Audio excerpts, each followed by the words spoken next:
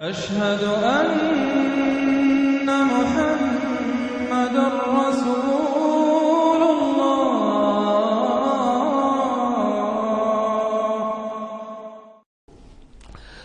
سورۃ الشورى، اور یہ سورت جو ہے اب ان 4 سورتوں میں یوں سمجھ لیے کہ کلائمیکس ہے، اس مضمون کا کلائمیکس نقطہ عروج یہاں آ رہا ہے، اور وہ ہے اجتماعی عملی توحید۔ انسان جو ہے ایک متمدن حیوان ہے، یہ مانتے ہیں سب لوگ، تمدن مل جل کر رہتا ہے، اسے اجتماعی نظام وجود میں آتا ہے۔ اجتماعی نظام کے مختلف پہلو ہم نے شمار کیے ہیں، ایک معاشرتی نظام ہے، اس سے بھی پہلے عائلی نظام ہے، خاندانی نظام ہے، پھر معاشرتی نظام ہے، پھر اقتصادی یا معاشی نظام ہے، پھر سیاسی نظام ہے۔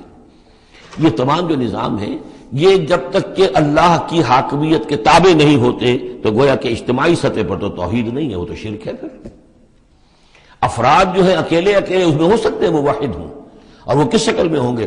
جبکہ وہ تن من دھن اس باطل اور مشرکانہ نظام کا قضا کما کر کے اور وہاں توحید کا نظام قائم کرنے کے لیے لگے ہوئے ہوں اور انہوں نے اس کے اندر لگا دیے ہوں، تب تو وہ ہے موحد، ورنہ تو وہ مشرک ہے۔ اگر مشرکانہ نظام کو انہوں نے دل سے تسلیم کر لیا، اسی مشرکانہ نظام میں وہ اپنی دوڑ دھوپ کر رہے ہیں پاؤں پھیلانے کے لیے، جائیداد بنانے کے لیے، اپنے کوئی پروفیشن میں شائن کرنے کے لیے، کسی اور معاملے میں ساری بھاگ دوڑ اس کے لیے ہو رہی ہے۔ اس کا مطلب یہ کہ انہوں نے اس نظام کو ذہنت قبول کر لیا، تو جنہوں نے اس طاغوت کو قبول کر لیا انہوں نے اللہ کا انکار کیا، چاہے وہ نمازیں پڑھتے ہوں بلکہ تہجد بھی پڑھتے ہوں۔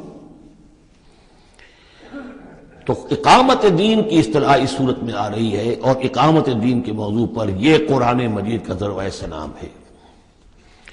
بسم اللہ الرحمن الرحیم، حامیم عین سین قاف۔ یہ ویسے تو 2 صورتوں میں سے ایک ہے جس میں 5 حروف آئے ہیں، ایک ہم پڑھ چکے ہیں کاف ہا یا عین صاد، لیکن یہ اس اعتبار سے منفرد ہے کہ حامیم علیحدہ اور عین سین قاف علیحدہ، تو 2 آیتیں اس سورہ مبارکہ کی یہ منفرد ہے کہ جو حروف مقطعات پر مشتمل ہے۔ مجھے اس سورہ مبارکہ سے بھی جو ایک خصوصی مناسبت ہے وہ میں عرض کر ہی دوں کہ سب سے زیادہ تو سورہ حدید، لیکن مکی قرآن میں سورہ حدید کا جو متوازن اور اس کا جو بدل ہے وہ سورہ شورى ہے۔ جو مقام سورہ حدید کو حاصل ہے مدنی قرآن میں، وہی مقام سورہ شورى کو حاصل ہے مکی قرآن میں، اور یہ بھی دیکھ لیجئے کہ تقریباً یہ دگنی ہے اس سے، اس کی آیات ہیں 29، اس کی آیات ہے 53، اور چونکہ مکی قرآن جو ہے وہ دگنا ہے مدنی قرآن سے اپنے حجم کے اعتبار سے۔ کذالک یوحی الیک والی الذین من قبلک اللہ العزیز الحکیم۔ کذالک، اسی طرح وحی کرتا ہے اللہ اے نبی آپ کی طرف، اور ان لوگوں کی طرف بھی کرتا رہا ہے جو آپ سے پہلے تھے، وہ اللہ جو العزیز ہے الحکیم ہے۔ اب یہ کذالک کس چیز کی طرف اشارہ ہو رہا ہے؟ ایک تو یہ کہ جو بھی لوگ تھے اس وقت ان کے سامنے تھا کہ جس طریقے سے حضور کہتے تھے مجھ پر وحی آئی ہے، اور ایک اس سورہ مبارک کے آخر میں بھی آ جائے گا وحی کی قسمیں، جن کا کہ میں نے اس تعارف قرآن والے لیکچر میں ذکر کیا تھا، تو وہاں آگے جا کر آ جائے گا کہ وحی کس کس طور سے آتی ہے، انسانوں پر آتی رہی ہے، تو کذالک کی تشریح اس صورت میں وہاں ملے گی۔ لہو ما فی السماوات و ما فی الارض، اسی کا ہے جو کچھ کہ ہے آسمانوں میں اور جو کچھ کہ ہے زمین میں، وہو العلی العظیم، اور وہ بہت بلند و بالا ہے اور بہت عظمت والا ہے۔ تکاد السماوات یتفطرن من فوقہن، آسمان قریب ہے کہ اوپر سے پھٹ پڑے، یعنی اوپر ان کے اتنا بوجھ ہے، اتنا وزن ہے، اتنے فرشتے ہیں۔ ایک حدیث میں آتا ہے کہ بالشت بھر جگہ بھی خالی نہیں ہے جہاں کوئی نہ کوئی فرشتہ اللہ کا یا سر بسجود نہ ہو یا کھڑا نہ ہو قیام میں اللہ تعالیٰ کے لیے، تو یہ کیفیت ہے وہاں پہ۔ وما یعلم جنود ربک الا ہو، جو تیرے رب کے جو لشکر ہیں انہیں کوئی جانتا ہی نہیں سوائے خود اس کے، تو وہ پھٹ پڑنے کے تیار ہیں۔ بل ملائکۃ یسبحون بحمد ربہم، یہ سورہ مومن میں یہ بات آ چکی ہے کہ فرشتے جو ہیں وہ اہل زمین میں سے جو اہل ایمان ہیں ان کے لیے استغفار کرتے رہتے ہیں۔ والملائکۃ یسبحون بحمد ربہم، وہ اپنے رب کی تسبیح کے ساتھ حمد بھی کرتے ہیں، ویستغفرون لمن فی الارض، اور زمین والوں کے لیے جو زمین میں ہے اہل ایمان ان کے لیے استغفار کرتے رہتے ہیں۔ الا ان اللہ هو الغفور الرحیم، آگاہ ہو جاؤ یقینا اللہ ہی غفور ہے، اللہ ہی رحیم ہے۔ والذین اتخذوا من دونہ اولیاء، اور وہ ہستیاں کہ جنہیں ان لوگوں نے سمجھ لیا اولیاء، حمایتی، مددگار، بچانے والا، شافع، اور ان کے ذریعے سے تقرب حاصل کر لیں گے۔ اللہ حفیظ علیہم، اللہ تعالیٰ خود ان کا بھی نگران اللہ ہے۔ وما انت علیہم بوکیل، اور اے نبی آپ کو ان کے ذمہ دار نہیں ہے۔ وَكَذَلِكَ أَوْحَيْنَا إِلَيْكَ، کذالک پھر آ گیا، جیسے کذالک پہلی آیت میں تھا، یہ 7ویں آیت میں بھی ہے، اس کذالک کا مفہوم آگے جا کے واضح ہوگا۔ اسی طرح ہم نے وحی کیا ہے آپ کی طرف اے نبی قرآنا عربیا، یہ قرآن عربی، لِتُنذِرَ أُمَّ الْقُرَىٰ وَمَنْ حَوْلَهَا، تاکہ آپ خبردار کر دیں بستیوں کی ماں یا بستیوں کی جڑ، سب سے بڑی بستی، سب سے اہم بستی۔ یہ ہم پڑھ چکے ہیں سورہ قصص کی آیت نمبر 59 میں آیا تھا، حتیٰ نبعث فی امہا رسولا، جو بھی علاقہ ہے اس کی جو مرکزی بستی ہے، ہم عذاب نہیں بھیجتے رہے جب تک کہ اس کی مرکزی بستی کے اندر رسول نہ بھیج دیں۔ تو اب یہ ام القریٰ ہے، جو مکے جو عرب کے لیے ام القریٰ ہے، ویسے یہ پوری دنیا کا ام القریٰ ہے۔ لتنذر ام القریٰ، اگر حضرت آدم واقعتاً یہ بات صحیح ہے کہ بیت اللہ حضرت آدم کا بنایا ہوا ہے، تو معلوم ہوا کہ پوری دنیا کا جو ہے واقعتاً ام القریٰ پھر یہی ہے، بیت العتیق، بہت پرانا گھر، تاکہ آپ خبردار کریں ام القریٰ کے رہنے والوں کو، من حولہا، اور جو ان کے ارد گرد ہیں۔ یہ مفہوم پہلے بھی آ چکا، میں نے عرض کیا ارد گرد جو ہے وہ تو دائرے کھینچتے جائیے تو پوری دنیا اس میں آ جائے گی۔ وَتُنذِرَ يَوْمَ الْجَمْعِ، اور خبردار کرنا ہے اس جمع ہونے والے دن، قیامت کا دن، لا ریب فیہ، جس میں کوئی شک نہیں ہے، فریق فی الجنت، ایک گروہ ہوگا جو جنت میں جائے گا، وہ فریق فی السعیر، اور ایک جماعت ہوگی کہ جو جہنم میں جائے گی۔ وَلَوْ شَاءَ اللَّهُ لَجَعَلَهُمْ أُمَّةً وَاحِدَةً، اگر اللہ چاہتا تو انہیں ایک ہی امت بنا دیتا، سبھی مومن ہوتے۔ وَلَٰكِن يُدْخِلُ مَن يَشَاءُ فِي رَحْمَتِهِ، لیکن نہیں، یہ تو اللہ تعالیٰ داخل کرتا ہے جو چاہتا ہے، جو خواہش مند ہوتا ہے، جو اس کی قیمت ادا کرنے کو تیار ہے، اس کو اپنی رحمت میں داخل کرتا ہے۔ یہ مفت میں وہ اللہ تعالیٰ اپنی یہ رحمت اور اپنی جنت جو ہے مفت میں دینے کو اس نے نہیں بنائی ہے، جو چاہتا ہے اس کا ارادہ کرے، پھر اس کی قیمت ادا کرے۔ ان اللہ اشتری من المؤمنین انفسهم واموالهم بان لهم الجنہ والظالمون ما لهم من ولی ولا نصیر، اور جو ظالم ہوں گے، مشرک ہوں گے، کافر ہوں گے، ان کا پھر نہ کوئی ولی اور حمایتی ہے اور نہ کوئی مددگار ہے۔ ابھی اتخذوا من دونہ اولیاء، دوبارہ وہی بات آئی کہ انہوں نے اللہ کے سوا جو ہے کہ اپنے اور حمایتی اختیار کر لیے ہیں۔ فاللہ هو الولی، تو اے کم عقلو، اللہ ہی ہے ولی، ایک ہی ولی ہے، بس اس کو پکڑو، اسی کو اپنا ولی مانو۔ اللہ ولی الذین آمنوا یخرجہم من الظلمات الی النور وہو یحیی الموتیٰ، وہی ہے کہ جو زندہ کرے گا مردوں کو، وہو علی کل شیء قدیر، اور وہ ہر چیز پر قادر ہے۔ وَمَا اخْتَلَفْتُمْ فِيهِ مِنْ شَيْءٍ فَحُكْمُهُ إِلَى اللَّهِ، یہاں سے اب مضمون شروع ہو رہا، اس کی تمہید بن رہی ہے۔ تمہارے مابین جو بھی اختلاف ہو، اس کے فیصلے کا حق اللہ کے پاس ہے، حاکم وہ ہے، اس کے لیے ہے حاکمیت، sovereignty belongs to him and him alone۔ سروری زیبا فقط اس ذات بے ہمتا کو ہے، حکمراں ہے ایک وہی، باقی بتانے آزری۔ اس کی حاکمیت کے تحت پورا نظام زندگی کا آ جائے گا تو اس کا نام ہے اللہ کا دین قائم ہو گیا، توحید بالفعل اس پورے نظام میں قائم ہو گئی، ایک اللہ کی حکومت، ایک اللہ کی مرضی، ایک اللہ کا قانون۔ ذالکم اللہ ربی علیہ توکل، تو وہ ہے اللہ میرا رب، اس پر میں نے توکل کیا ہے، وإلیہ انیب، اور اسی کی طرف میرا رجوع کرنا ہے۔ فاطر السماوات والارض، وہ آسمانوں اور زمین کا پیدا فرمانے والا ہے۔ جعل لکم من انفسکم ازواجا، اس نے تمہاری ہی نو سے تمہارے لیے بیویاں بنا دی، جوڑے بنا دیے۔ ومن الانعام ازواجا، اسی طرح چوپایوں میں بھی ہر سپیشیز کے اندر نر بھی ہے، مادہ بھی ہے۔ یذرؤکم فیہ، اسی سے وہ تمہاری افزائش کرتا ہے، افزائش نسل، اسی سے تمہیں پھیلاتا ہے۔ لیس کمثلہ شیء، اس کی یونیک ہستی، اس کے مثال کی سی بھی کوئی شے نہیں۔ اب یہ کیا کریں، ایک چیز ایبسلیوٹ نیگیشن کے لیے ہماری زبان میں کوئی اسلوب ہے ہی نہیں، اس جیسی کوئی شے نہیں، اس کی سی کوئی شے نہیں، اس کی مثال کسی بھی کوئی شے نہیں۔ اب یہ اس سے زیادہ یہ اور اس کے اندر ایمفیسس کا، ایبسلیوٹلی یونیک، لا مثل له ولا مثال له ولا ضد له ولا ضد له، وہ جو بھی آپ الفاظ اتنے بھی جمع کرتے جائیں۔ وهو السمیع البصیر، اور وہی ہے سب کچھ سننے والا اور سب کچھ دیکھنے والا۔ له مقالید السماوات والارض، اسی کے لیے ہیں آسمانوں اور زمین کی تمام کنجیاں۔ یبسط الرزق لمن یشاء، وہ بچھا دیتا ہے اور کھول دیتا ہے، بست وسیع کر دیتا ہے، کشادہ کر دیتا ہے رزق کو جس کے لیے چاہتا ہے، ویقدر، اور جس کے لیے چاہتا ہے ماپ تول کر راشننگ کر کے دینا شروع کر دیتا ہے۔ انہ بکل شیء علیم، اور یہ بھی اس کے علم پر ہے کہ کس کے لیے یہ بہتر ہے، کس کے لیے وہ بہتر ہے، وہ ہر چیز کا جاننے والا ہے۔ اب جو آیت آ رہی ہے وہ اس سورہ مبارکہ کا کلائمیکس ہے، اور اس موضوع پر قرآن مجید کا کلائمیکس ہے اقامت دین کے موضوع پر۔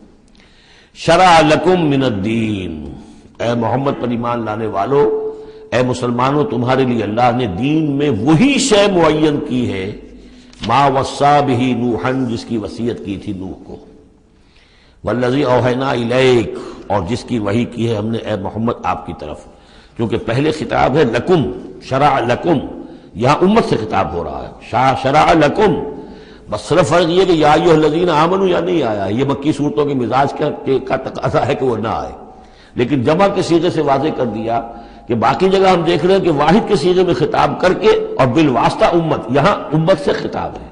شرع لکم من الدین، تمہارے لیے دین میں وہی شے مقرر کی ہے، ما وصی بہ نوحا، جس کی وصیت کی تھی اس نے نوح کو، والذی اوحینا الیک، اور جس کو کی وحی کی ہم نے محمد آپ کی جانب صلی اللہ علیہ وسلم، وما وصینا بہ ابراہیم و موسیٰ و عیسیٰ، اور جس کی وصیت ہم نے کی ابراہیم کو اور موسیٰ کو اور عیسیٰ کو، ان اقیموا الدین، کہ دین کو قائم کرو۔ دین ایک تو معلوم ہوا اس آیت سے کہ دین سب کا ایک ہے، دین نوح کا اور حضور کا اور ابراہیم کا اور موسیٰ کا عیسیٰ کا علیہم الصلاۃ والسلام ایک ہی ہے، دین تو ایک ہی ہے۔ ان ہذہ امتکم امۃ واحدہ وانا ربکم فاعبدون، دین تو ایک ہی ہے، شریعتیں مختلف ہیں، لیکن دین کو قائم کرو۔ موسیٰ کے دور میں ان پر یہ فرض تھا کہ دین کو قائم کرو، اس کے لیے لڑو، جاؤ، جنگ کرو، اور اس خطہ زمین کو حاصل کرو جس پر اللہ کا دین قائم کر سکو۔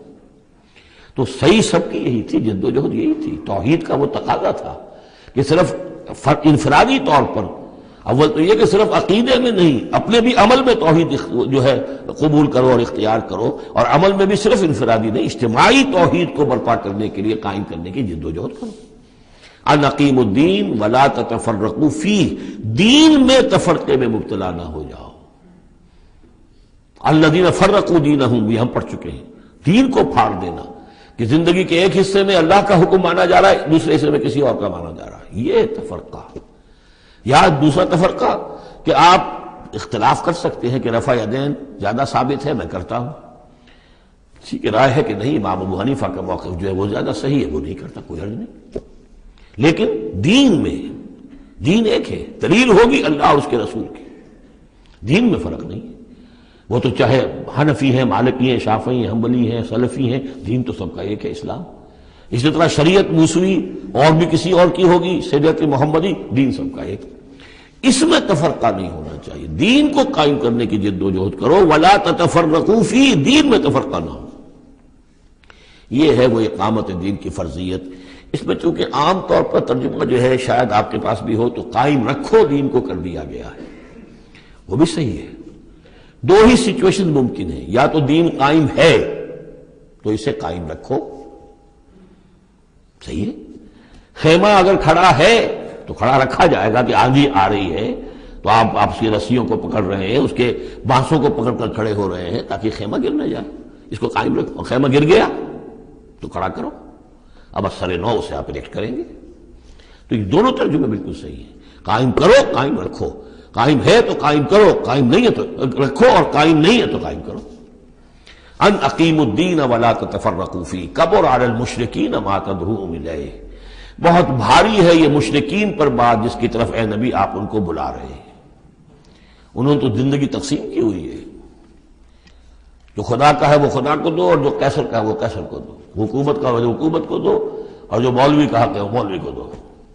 اب یہ تقسیم ہے جس پر دنیا چل رہی ہے، اور اس پر اگر فرض کیجئے علماء بھی راضی ہو گئے، ٹھیک ہے، ہمیں تو جو کچھ ہے وہ مل ہی رہا ہے نا، تو وہ تو پھر گویا کہ اس دین کی تو نفی ہو گئی۔ جس نے اس تقسیم کے اوپر اپنے دل کو مطمئن کر لیا، جس نے ریکنسائل کر لیا ذہناً اپنے آپ کو اس تقسیم کے ساتھ، اس کا پھر اللہ سے کوئی تعلق نہیں، چاہے مشرکوں کو کتنا ناگوار ہو، مشرک تو پسند نہیں کرے گا اس کو۔ اللہ یجتبی الیہ من یشاء، اللہ جس کو چاہتا ہے اپنی طرف کھینچ لیتا ہے، ویہدی الیہ من ینیب، اور جو خود رجوع کرتا ہے اس سے وعدہ ہے اس کا کہ ہدایت دے گا۔ یہ اللہ کی شان ہے، اللہ کسی کو راہ چلتے کو بلا لیتا ہے۔ اس کو صوفیہ کہتے ہیں سالک مجذوب اور مجذوب سالک۔ کچھ لوگ ایسے ہوتے ہیں کہ جو بڑی محنت کرتے ہیں، مشقت کرتے ہیں، سلوک طے کر رہے ہیں، روحانی منزلیں طے کر رہے ہیں، پھر کہیں جا کر وہ ایسی جگہ پر پہنچے کہ وہ کہہ سکتے ہیں کہ ہاں آپ کسی مقام پر آ گئے ہیں، اللہ کا کوئی قرب حاصل ہو گیا۔ ایک وہ ہوتے ہیں جنہیں اللہ پہلے کھینچ کے اپنے قریب کر لیتا ہے پہلے، اور پھر وہ سلوک طے کرتے ہیں۔ تو کچھ لوگ اس قسم کے ہوتے ہیں۔ صدیقین جو ہیں وہ سالک مجذوب ہیں، شہداء جو ہیں وہ مجذوب سالک ہیں، کھینچ لیا حضرت عمر کو اللہ تعالیٰ نے۔ ان کے اپنے مزاج کی وہ کیفیت تھی نہیں، ان کو بالکل مزاج ہی اور تھا، ان کی دلچسپی ہی اور تھی، وہ تو کھینچ لیا۔ وَمَا تَفَرَّقُوا إِلَّا مِن بَعْدِ مَا جَاءَهُمُ الْعِلْمُ بَغْيًا بَيْنَهُمْ، اور انہوں نے تفرقہ نہیں کیا اور یہ نہیں تقسیم ہوئے مگر اس کے بعد کہ ان کے پاس علم آ چکا تھا۔ اب یہ جو اقامت دین کا دعوت لے کر حضور کھڑے ہوئے تو ایک تو ان کے مخاطبین مشرک تھے۔ فرمایا کہ اے مشرک، اے نبی صلی اللہ علیہ وسلم، یہ مشرکین کے لیے تو ہے ہی بہت مشکل بات کہ آپ کی بات کو قبول کر سکے۔ کبر علی المشرکین ما تدعوہم الیہ، تو بہت بعید ہے اس سے۔ البتہ آپ کو اگر یہ خیال ہو کہ یہ اہل کتاب جو ہے یہ تو واقف ہیں اللہ سے، کتاب سے، تورات سے، انجیل سے، اور یہ تو قیامت کو بھی مانتے ہیں، فرشتوں کو مانتے ہیں، سب کچھ مانتے ہیں، یہ تو آسانی سے مان لیں گے، یہ بھی امید نہ رکھیے آپ۔ یہاں حضور کو بتایا جا رہا ہے کہ آپ ایسی توقعات نہ رکھیں، اس لیے کہ ان لوگوں نے تفرقہ ڈالا ہے جبکہ ان کے پاس حق آ چکا تھا۔ کس لیے؟ وَمَا تَفَرَّقُوا إِلَّا مِن بَعْدِ مَا جَاءَهُمُ الْعِلْمُ بَغْيًا بَيْنَهُم، یہ آپس میں زدم زدہ ہے، آپس میں کون اوپر اور کون نیچے کی بحث میں یہ پڑے ہوئے ہیں، تو یہ آپ کو کیسے اوپر مان لیں گے؟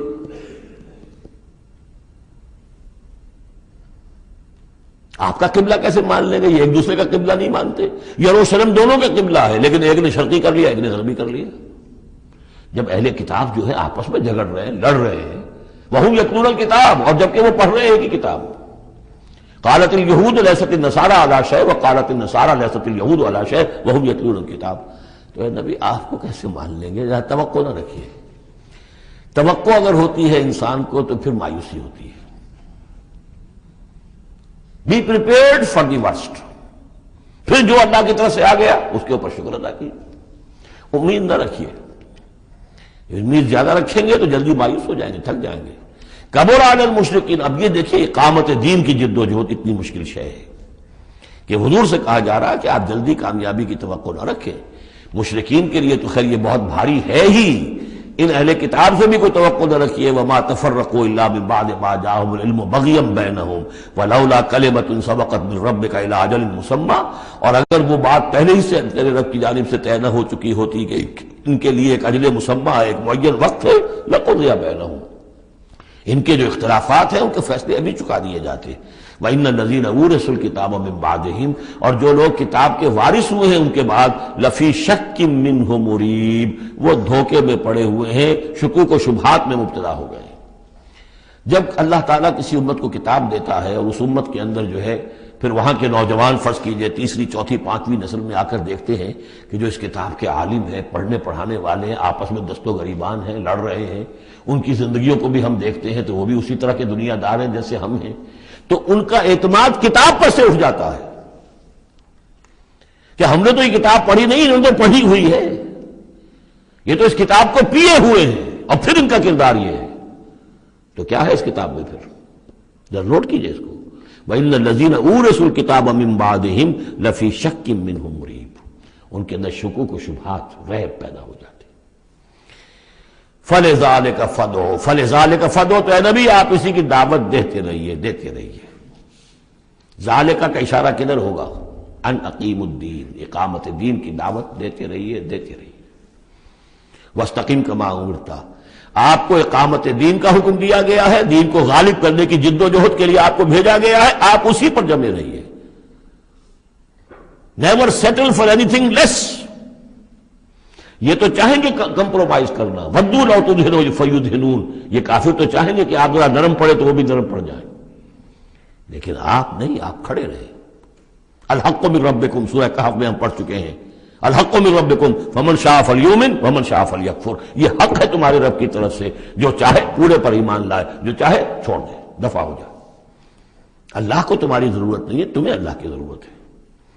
فَلِذَٰلِكَ فَادْعُ وَاسْتَقِمْ كَمَا أُمِرْتَ وَلَا تَتَّبِعْ أَهْوَاءَهُمْ، ان کی خواہشات کی پیروی نہ کیجیے۔ یہی بات ہے جو پھر آگے سورہ بقرہ میں آئی۔ آگے اس لیے کہہ رہا ہوں کہ نازل تو بعد میں ہوگی نا، ابھی 5-6 سال کے بعد نازل ہوگی سورہ بقرہ۔ لن ترضى عنك اليهود ولا النصارى حتى تتبع ملتهم، اے نبی یہودی اور نصرانی آپ سے راضی نہیں ہوں گے جب تک کہ آپ ان کی پیروی نہ کریں۔ وہ تو کہیں گے ہمارے پیچھے چلو، ہماری گدیاں ہیں، ہماری خانقاہیں چلی آ رہی ہیں، ہمارے مدرسے ہیں، ہمارے یہاں پہ یہ جو ہے مسندیں ہیں ہمارے پیچھے چلو، ہم تمہارے پیچھے کیوں چلیں؟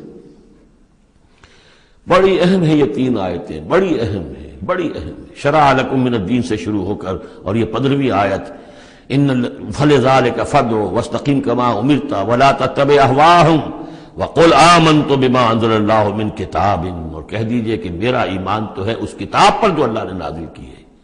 یہ گویا کہ خلاصہ آ گیا یہ سورہ حامیم سجدہ کا، وہ کتاب 6 دفعہ جو کتاب کا ذکر اس میں آیا ہے۔ اس کی دعوت ہے تو اس کتاب کے ذریعے سے، استقامت ہے تو اس کتاب کو پڑھنے سے استقامت ہوگی۔ اتل ما اوحی الیک من کتاب ربک واقم الصلاۃ ان الصلاۃ تنہی عن الفحشاء والمنکر وامرت لأعدل بینکم، اور کہہ دیجئے مجھے حکم ہوا ہے تمہارے مابین عدل قائم کروں۔ تم مجھے کوئی واعظ نہ سمجھو، واعظ گو، واعظ قصہ گو، واعظ کہنے کے لیے آئے، اچھی باتیں کہیں، لوگ بھی گردن جھکا کے سن لیتے ہیں، یہ بھی واعظ کہہ کے چلے جائیں گے، کچھ خدمت کر دیں گے ان کی، کچھ پیسے ان کو ہم دے دیں گے، اللہ خیر صلی اللہ، ایک محفل ہم نے منعقد کر لی، ثواب ہو گیا۔ باقی نہ وہ کہتے ہیں کہ حرام خوری چھوڑو، نہ ہم نے چھوڑنی ہے، کام وہی کرنا ہم نے جو ہم کر رہے ہیں۔ ہاں مجلس ہم نے کر لی، عید میلاد منا لی ہم نے، اتنا بڑا جلوس کر لیا، اتنے بڑے بڑے علماء آ گئے اس کے اندر، اور بڑا عمدہ ہمارا شو ہو گیا، ٹھیک ہے، تو میں وہ نہیں ہوں۔ حضور نے فرمایا مجھے حکم ہوا ہے عدل قائم کروں، جیسے کہ حضرت ابو بکر نے کہا تھا، لوگوں جب بیعت خلافت ہوئی ہے تم میں سے ہر کمزور میرے نزدیک قوی ہوگا جب تک کہ اسے اس کا حق دلوا نہ دوں، اور ہر قوی ضعیف ہوگا جب تک کہ اسے حق وصول نہ کروں۔ عدل کو قائم کرنے کے لیے مجھے بھیجا ہے۔ وَأُمِرْتُ لِأَعْدِلَ بَيْنَكُمْ اللہ ربنا وربکم، ویسے اللہ ہمارا بھی رب ہے تمہارا بھی رب ہے، لنا اعمالنا ولکم اعمالکم، ہمارے لیے ہمارے اعمال ہے تمہارے لیے تمہارے اعمال ہے، لا حجت بیننا، آپس میں حجت بازی کرنے کا کوئی فائدہ نہیں۔ اللہ یجمع بیننا، اللہ ہمیں جمع کر دے گا، یا تو اس دنیا میں جمع کر دے گا۔ یہ ان لوگوں سے بات کہی جا رہی ہے جو کچھ نسبتاً قریب ہوتے ہیں، وہ کہتے ہیں نہیں اس طرح نہ کرو، اس طرح کر لو، مقصد تو تمہارا ٹھیک ہے، طریقہ کار یہ نہیں، یوں کرو۔ کہیے بھائی دیکھیے ہمارے سامنے جو طریقہ کار ہے ہم اس پر کام کر رہے ہیں، ہمیں وہی صحیح معلوم ہو رہا ہے، آپ کو کوئی اور اچھا لگتا ہے آپ اس پر کام کیجیے، اس میں حجت بازی کیا ضرورت ہے؟ آپ بھی مخلص ہیں ہم بھی مخلص ہیں، مقصد ہمارا ایک ہے، آج نہیں تو کل جمع ہو جائیں گے۔ یا آپ پر واضح ہو جائے گا کہ ہمارا طریقہ کار غلط تھا، یا ہم پر واضح ہو جائے گا کہ ہم نے جسے صحیح سمجھا تھا وہ غلط تھا، جڑ جائیں گے۔ جب تک آپ سمجھ رہے ہیں کہ آپ کا طریقہ کار صحیح ہے، ہم سمجھتے ہیں کہ ہمارا طریقہ کار صحیح ہے، آپ اس پر عمل کیجیے، ہم اس پر عمل کریں گے۔ اللہ ربنا وربکم لنا اعمالنا ولکم اعمالکم لا حجت بیننا وبینکم اللہ یجمع بیننا، اللہ ہمیں جمع کر دے گا، آج نہیں تو کل، کل نہیں تو پرسوں۔ جیسے منی سے چلتے ہیں قافلے، لاکھوں قافلے ہوتے ہیں جو چلتے ہیں، اور وہ 8 9 10 سڑکیں ہیں، سڑکیں کیا ہیں، وہ سب کے سب فٹ بال کے گراؤنڈز ہیں، چل رہے ہیں قافلے، لیکن سب سڑکیں جو ہیں وہ کنورج کر رہی ہیں عرفات پر۔ جیسے جیسے قافلے بڑھ رہے ہیں وہ سڑکوں کے مابین فاصلے کم ہو رہے ہیں۔ تو اگر تو ہماری منزل واقعی اقامت دین ہے تو چاہے ہم اس سڑک سے آ رہے ہیں چاہے اس سڑک سے آ رہے ہیں، آگے پہنچ جائیں گے۔ اللہ یجمع بیننا، میدان عرفات میں تو ہم جمع ہو جائیں گے نا۔ اور بالفرض اگر دنیا میں ہم جمع نہ ہوئے، الیہ المصیر، ایک دن تو آنا ہے نا قیامت کا، جب اللہ کی طرف اللہ کی عدالت میں کھڑے ہوں گے، وہاں تو ایک جگہ ہوں گے کہ نہیں؟ وہاں دودھ کا دودھ پانی کا پانی علیحدہ ہو جائے گا۔ والذین یحاجون فی اللہ من بعد ما استجیب لہ حجتہم داحضۃ عند ربہم، اور وہ لوگ جو اللہ کے بارے میں حجت بازی ہی میں لگے رہے اس کے بعد بھی کہ بہت سے لوگوں نے اس کی دعوت پر لبیک کہہ دی ہے، یعنی السابقون الاولون میدان میں آ گئے ہیں، اور اب تو انتظار ہے کہ والذین تبعوہم بإحسان، اب لوگ آئیں، جوق در جوق آئیں، فوج در فوج آئیں، لیکن جو لوگ اب بھی کھڑے ہوئے حجت بازی کر رہے ہیں حجتہم داحضۃ عند ربہم، ان کی حجت بازی ان کے رب کے نزدیک بالکل پسپا ہے، پادر ہوا ہے، اس کی کوئی حیثیت ہی نہیں۔ وعلیہم غضب، اور ان پر اللہ کا غضب ہے، ولہم عذاب شدید، اور ان کے لیے سخت عذاب ہے۔ اللہ الذی انزل الکتاب بالحق والمیزان، یہ کتاب اور میزان ایک آیت میں جمع یا یہاں ہے یا سورہ حدید میں ہے۔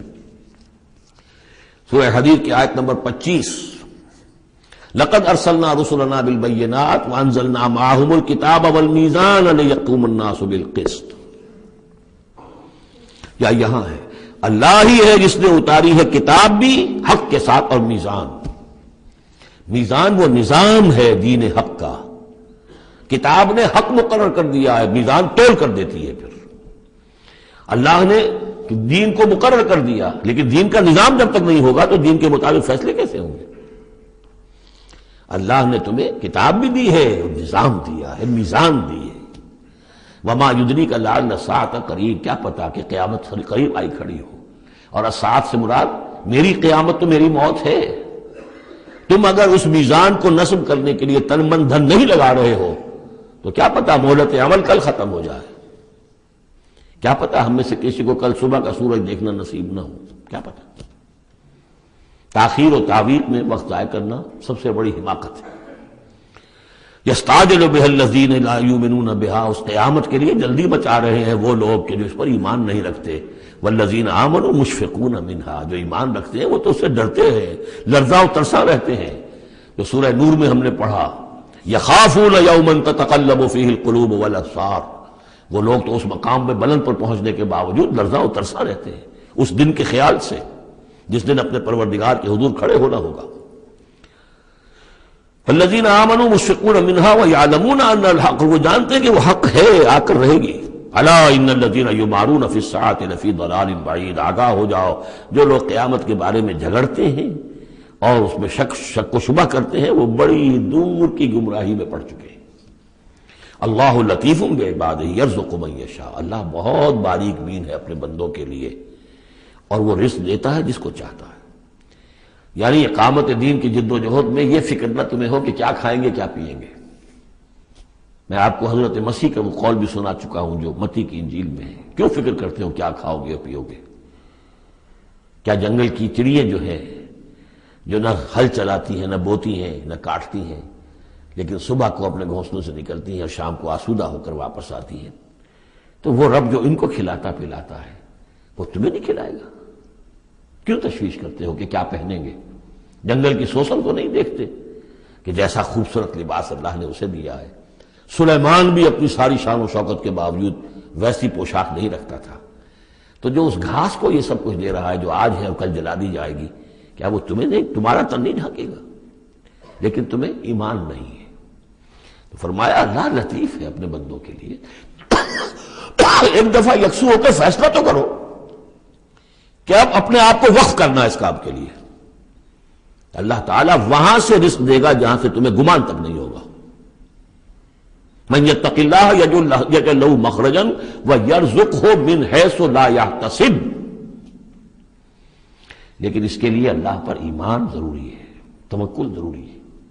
ہاں تھوڑا سا اللہ تعالیٰ امتحان بھی لے لیتا ہے، سختیاں بھی آ جاتی ہیں، امتحان پھر آدمی ثابت کر دے کہ میں تو یکسو ہوں، اے اللہ اب میں نے فیصلہ کر لیا، اللہ پھر راستے کھول دیتا ہے۔ وَهُوَ الْقَوِيُّ الْعَزِيزُ، وہ تو بہت قوی ہے، زبردست ہے۔ اب یہ جو مضمون آگے آ رہا ہے یہ وہ ہے جس کی کلائمیکس ہم پڑھ چکے ہیں سورہ بنی اسرائیل میں، من کان یرید العاجلۃ عجلنا لہ فیہا ما نشاء لمن نرید۔ یہاں وہی مضمون مختصر آ رہا ہے۔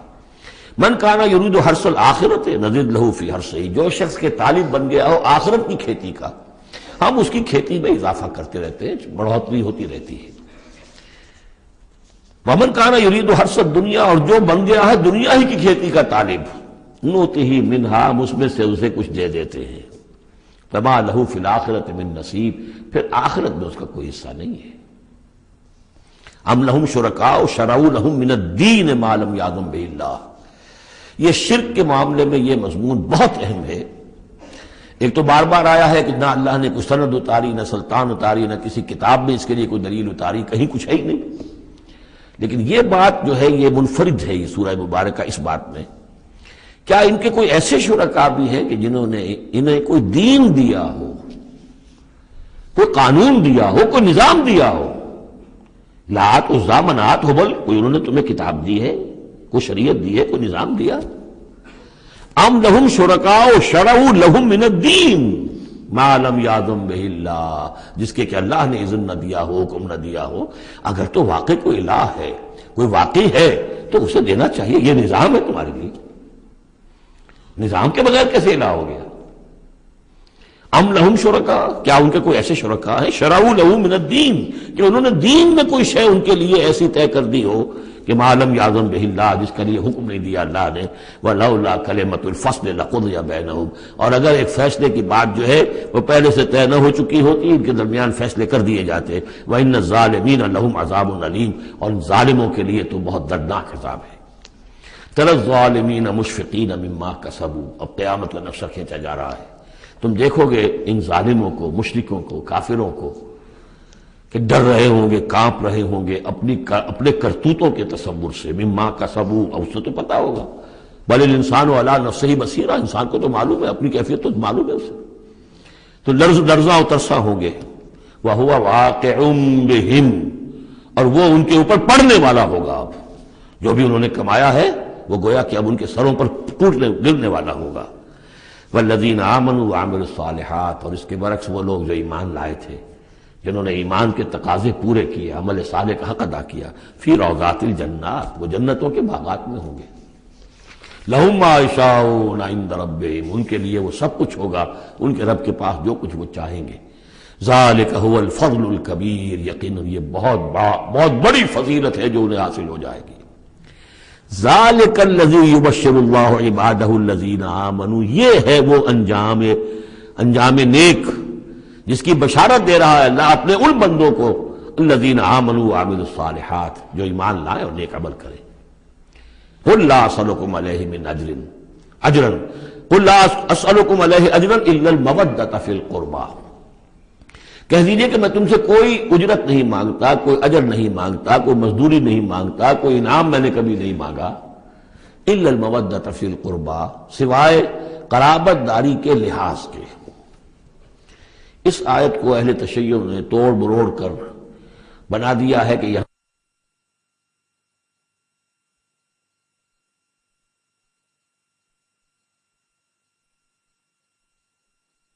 میں اہل تشیع نے اس کے مفہوم کو توڑ مروڑ کر بہت غلط اس سے نتیجہ نکالا ہے، اور وہ یہ کہ اے نبی کہہ دیجئے کہ میں تم سے کوئی اجر طلب نہیں کرتا سوائے اس کے کہ میرے قرابت داروں سے محبت کرو، یعنی اور اس میں خاص طور پر چونکہ ان کے لیے جو ہے وہ حضرت علی، حضرت فاطمہ اور حضرات حسنین رضی اللہ تعالیٰ عنہم اجمعین، ان کا خاص طور پر یہ کہ ان سے محبت جو ہے یہ مراد ہے یہاں پر۔ حالانکہ اس کا مفہوم بالکل جدا ہے کہ میں تم سے کوئی اجر تو نہیں مانگتا، لیکن یہ کہ میں تم سے یہ ضرور چاہتا ہوں کہ قرابت کا لحاظ تو کرو، میں آخر تمہارے کنبے کا آدمی ہوں، قبیلے کا آدمی ہوں، تم جو کچھ میرے ساتھ کر رہے ہو، جو عرب کی ایک تہذیب ہے، اس کا ایک کلچر ہے، قرابت کا جو لحاظ ہوتا ہے وہ تو کرو۔ تمہارا جو طرز عمل ہے اس میں تو گویا کہ تم نے ان ساری ہی جو بھی ہماری روایات میں سے جو اچھی چیزیں تھیں، میری زدم زدہ میں، میرے شقاق میں آ کر تم نے سبھی کو نظر انداز کر دیا ہے۔ بس یہ ہے اس کا مفہوم۔ قل لا اسألکم علیہ اجرا الا المودۃ فی القربى ومن یقترف حسنۃ نزد لہ فیہا حسنا، اور جو کوئی بھی کوئی بھلائی کمائے گا تو ہم اس کے لیے اس میں اور بھلائی میں اضافہ کرتے رہیں گے۔ ان اللہ غفور شکور، یقیناً اللہ تعالیٰ غفور ہے اور شکور ہے۔ ام یقولون افترى علی اللہ کذبا، کیا ان کا یہ خیال ہے کہ یہ قرآن محمد نے خود گھڑ کر صلی اللہ علیہ وسلم اللہ تعالیٰ کی طرف منسوب کر دیا ہے؟ فَإِن يَشَإِ اللَّهُ يَخْتِمْ عَلَىٰ قَلْبِكَ، اب یہاں پہ خطاب حضور سے کرتے ہوئے اللہ تعالیٰ فرما رہے ہیں کہ اے محمد اگر ہم چاہیں، اگر اللہ چاہے تو آپ کے قلب کے اوپر مہر کر دے، یعنی پھر یہ کہ یہ جو آپ کے پاس وحی آ رہی ہے وہ وحی نہیں آ سکے گی، یعنی وحی کا آنا جو ہے اس میں آپ کے اختیار کو سرے سے یہ دخل بھی نہیں ہے۔ کجا یہ کہ آپ اس کو بنائیں، گھڑیں اور اس کو خود تصنیف کریں، یہ تو بالکل خالصتاً آپ کے لیے وہبی شے ہے۔ اگر ہم چاہیں، اللہ چاہے تو یہ کہ اسی طرح جیسے کہ سورہ بنی اسرائیل میں آ چکا ہے کہ ہم چاہیں تو لنذهبن بالذی اوحینا الیک، پھر ہم لے جائیں، سلب کر کے لے جائیں آپ سے اس وحی کو، اور قرآن مجید آپ کے سینے میں سے ہم سلب کر لیں، اختیار مطلق ہمارا ہے۔ ان کو بتایا جا رہا ہے کہ اس میں محمد الرسول اللہ صلی اللہ علیہ وسلم کا شخصی طور پر کوئی دخل نہیں۔ وَيَمْحُ اللَّهُ الْبَاطِلَ وَيُحِقُّ الْحَقَّ بِكَلِمَاتِهِ، اور اللہ تعالیٰ باطل کو تو محو کر دیتا ہے، مٹا دیتا ہے، اور حق کا حق ہونا اپنی باتوں سے، اپنے کلمات سے ثابت فرما دیتا ہے۔ بس اس میں وقت لگتا ہے، لیکن یہ کہ بالآخر احقاق حق اور ابطال باطل، یہ الفاظ آئے تھے سورہ انفال میں، اس لیے کہ اس کے بعد جو ہے غزوہ بدر میں وہ احقاق حق اور ابطال باطل کا جو ہے مرحلہ گویا کہ وہ مبرہن ہو گیا، واضح ہو گیا، اور الفرقان، فرق کر دیا اس نے حق و باطل کے مابین۔ انہ علیم بذات الصدور، یقیناً وہ واقف ہے اس سے بھی کہ جو سینوں کے اندر پوشیدہ ہے۔ وَهُوَ الَّذِي يَقْبَلُ التَّوْبَةَ عَنْ عِبَادِهِ، اور وہی ہے کہ جو اپنے بندوں سے توبہ کو قبول فرماتا ہے۔ وَيَعْفُو عَنِ السَّيِّئَاتِ، اور ان کی بہت سی برائیوں سے عفو درگزر سے بھی کام لیتا ہے بہت سی برائیوں کے بارے میں۔ وَيَعْلَمُ مَا تَفْعَلُونَ، اور جو کچھ تم کرتے ہو وہ اس کے علم میں ہے۔ وَيَسْتَجِيبُ الَّذِينَ آمَنُوا وَعَمِلُوا الصَّالِحَاتِ وَيَزِيدُهُم مِّن فَضْلِهِ، اور جو لوگ ایمان لائے ہوں اور ایمان ان کے ساتھ نیک عمل کر رہے ہوں، ان کی وہ دعائیں سنتا ہے، قبول فرماتا ہے، اور انہیں اپنے فضل سے اور دیتا ہے، مزید ان کے اندر، ان کے ایمان اور اعمال کے اندر ترقی فرماتا ہے۔ والکافرون لہم عذاب شدید، اور جہاں تک کافروں کا تعلق ہے ان کے لیے تو پھر بہت سخت سزا ہے۔ وَلَوْ بَسَطَ اللَّهُ الرِّزْقَ لِعِبَادِهِ لَبَغَوْا فِي الْأَرْضِ، اگر اللہ تعالیٰ نے اپنے بندوں کے لیے زمین میں رزق کو کھول دیا ہوتا، خزانے جو ہے بہت کشادہ کر دیتا، ہر ایک کو بالکل بافراغت ہر وقت بسہولت رزق مل رہا ہوتا، تو پھر تو یہ زمین میں اور زیادہ سرکشی کرتے۔ ابھی ان کا حال یہ ہے کہ محنت کرنی پڑتی ہے، مشقت کرنی پڑتی ہے، تب ان کو 2 وقت کی روٹی ملتی ہے، تب تو ان کی سرکشی کا یہ عالم ہے۔ وَلَوْ بَسَطَ اللَّهُ الرِّزْقَ لِعِبَادِهِ لَبَغَوْا فِي الْأَرْضِ وَلَٰكِن يُنَزِّلُ بِقَدَرٍ مَّا يَشَاءُ، لیکن اللہ تعالیٰ نازل کرتا ہے اندازے کے مطابق جو چاہتا ہے۔ اِنَّهُ بِعِبَادِهِ خَبِيرٌ بَصِيرٌ، یقیناً وہ اپنے بندوں کے حالات سے باخبر بھی ہے اور دیکھ بھی رہا ہے۔ وَهُوَ الَّذِي يُنَزِّلُ الْغَيْثَ، اور وہی ہے کہ جو بارش برساتا ہے، من بعد ما قنطوا، جبکہ وہ مایوس ہو چکے ہوتے ہیں، یعنی موسم گزر رہا ہے اور بارش نہیں ہوئی ہے تو دلوں کے اوپر جو ہے مایوسی کے سائے گہرے ہوتے جا رہے ہیں، لیکن اچانک پھر اللہ تعالیٰ بارش برسا دیتا ہے۔ وَهُوَ الَّذِي يُنَزِّلُ الْغَيْثَ مِن بَعْدِ مَا قَنَطُوا وَيَنشُرُ رَحْمَتَهُ، اور بارش کے برسنے سے پھر اس کی رحمت جو ہے وہ پھیل جاتی ہے، عام ہو جاتی ہے، اس کا بستر بچھ جاتا ہے۔ وَهُوَ الْوَلِيُّ الْحَمِيدُ، اور یقیناً وہی ہے کہ جو پشت پناہ ہے، مددگار ہے، حامی ہے، اور اپنی ذات میں ستودہ صفات ہے، اسے کسی حمد کی حاجت نہیں ہے۔ وَمِنْ آیَاتِهِ خَلْقُ السَّمَاوَاتِ وَالْأَرْضِ، اور اس کی نشانیوں میں سے ہے آسمان اور زمین کی تخلیق۔ وَمَا بَثَّ فِيهِمَا مِنْ دَابَّةٍ، اور یہ کہ ان دونوں میں جو اس نے جاندار پھیلا دیے ہیں۔ ظاہر بات ہے کہ آسمانوں میں فرشتے ہیں، زمین میں آپ کو معلوم ہے حیوانات ہیں، حشرات الارض ہیں، طرح طرح کے جاندار ہیں، اور پھر انسان ہیں۔ وَهُوَ عَلَىٰ جَمْعِهِمْ إِذَا يَشَاءُ قَدِيرٌ، اور وہ جب بھی چاہے گا ان کو جمع کرنے پر قادر ہے، چاہے وہ پھیل گئے ہیں، پوری زمین میں پھیل گئے ہیں، آسمانوں میں پھیلے ہوئے ہیں، لیکن جب اللہ چاہے گا انہیں جمع کر لے گا۔ وَمَا أَصَابَكُم مِّن مُّصِيبَةٍ فَبِمَا كَسَبَتْ أَيْدِيكُمْ، اور تم پر جو کوئی بھی مصیبت آتی ہے تو در حقیقت وہ تمہارے اپنے ہاتھوں کے کرتوتوں کی وجہ سے۔ وَيَعْفُو عَن كَثِيرٍ، اور بہت سے تمہاری جو خطائیں ہیں ان سے تو اللہ تعالیٰ عفو کرتا رہتا ہے، معاف کرتا رہتا ہے، تمام غلطیوں پر نہیں پکڑتا، البتہ کچھ غلطیوں کے اوپر اس کا خمیازہ کچھ تھوڑا بہت تمہیں اس دنیا میں بھی دکھا دیتا ہے۔ وَمَا أَنتُم بِمُعْجِزِينَ فِي الْأَرْضِ، اور تم اللہ تعالیٰ کو نہ تو زمین کے اندر ہرا سکتے ہو، شکست دے سکتے ہو، اور گویا کہ یہاں پر مخفف معنی ہے وَلَا فِي السَّمَاءِ، جس طرح کہ اس سے پہلے آ بھی چکا ایک مقام پر، نہ آسمان میں، یعنی یہ کہ اللہ تعالیٰ کی مشیت کو کوئی شخص جو ہے اس کو شکست نہیں دے سکتا، اس کی اپنی تدبیر ہے، وہ فعال لما یرید ہے، جو ارادہ کر لیتا ہے کر گزرتا ہے۔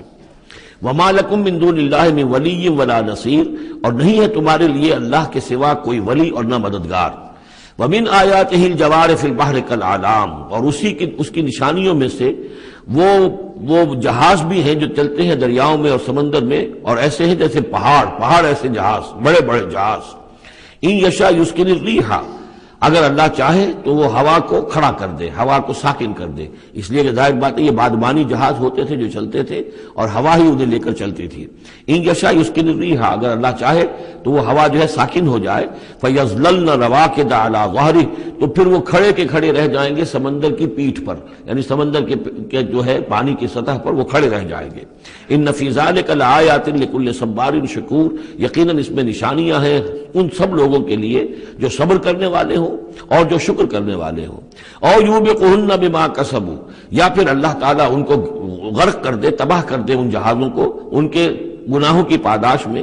وَيَعْفُو عَنْ كَثِيرٍ، لیکن اللہ تعالیٰ بہت سی گناہوں سے اور بہت سی خطاؤں اور تقصیرات سے تو درگزر فرماتا رہتا ہے۔